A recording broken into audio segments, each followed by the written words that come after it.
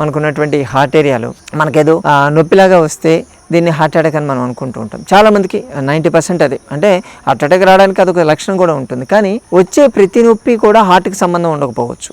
ఇక్కడ మనకి ఎలా తెలుస్తుంది హార్ట్కి సంబంధించింది వచ్చిందో తెలుసుకోవాలంటే ఒక చిన్న ట్రిక్. ఫస్ట్ ఆఫ్ ఆల్ మనకు ఈ డైజెస్టివ్ సిస్టానికి సంబంధించిన ప్రాబ్లం వల్ల వచ్చిందైతే మంట ఉంటుంది. అది పొట్ట దగ్గర నుంచి స్టార్ట్ అవుతుంది. ముందు పొట్ట స్టార్ట్ అవుతుంది, తర్వాత పైకి వస్తుంది. అలా కాకుండా అది హార్ట్కి సంబంధించిన ప్రాబ్లం అయితే పొట్టకి దానికి సంబంధం ఉండదు, అసలు పొట్ట దగ్గర నుంచి స్టార్ట్ కాదు.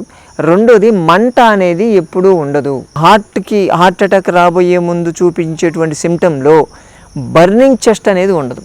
ఖచ్చితంగా మీకు మంట వచ్చింది అంటే అది డైరెక్ట్గా డైజెస్టివ్ సిస్టానికి సంబంధించింది.